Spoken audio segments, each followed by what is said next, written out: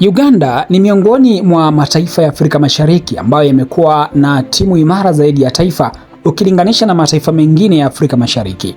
Tanzania, Kenya, Uganda, Sudani Kusini, Rwanda, Burundi, Somalia ni miongoni mwa mataifa mengine ya Jumuiya ya Afrika Mashariki ambayo timu zake zina changamoto nyingi, haswa kwa mataifa yanayotoka upande wa Sekafa.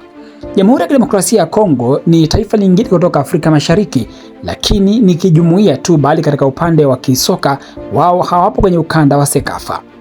Sasa katika mchezo dhidi ya timu ya taifa ya Tanzania, The Cranes walitoka sare ya 1-1 na kocha wa timu hiyo Paul Puta anasema kwamba hawakustahili matokeo hayo, kwani walistahili kushinda kutokana na namna ambavyo wao walicheza.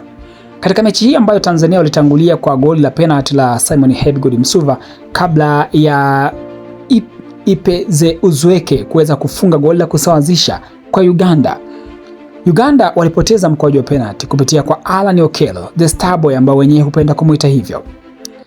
Kocha Poputa alipoulizwa kwamba baada ya kukosa penalty Alan Okello atafanya nini kumfanya ili aweze kurejea, amesema kwamba hata kila Messi ama Ronaldo wamekuwa wakikosa penalty mara nyingi tu, hivyo anajua mchezaji huyo atarejea kwenye imara wake na kumsaidia katika sehemu ambayo yeye atamhitaji.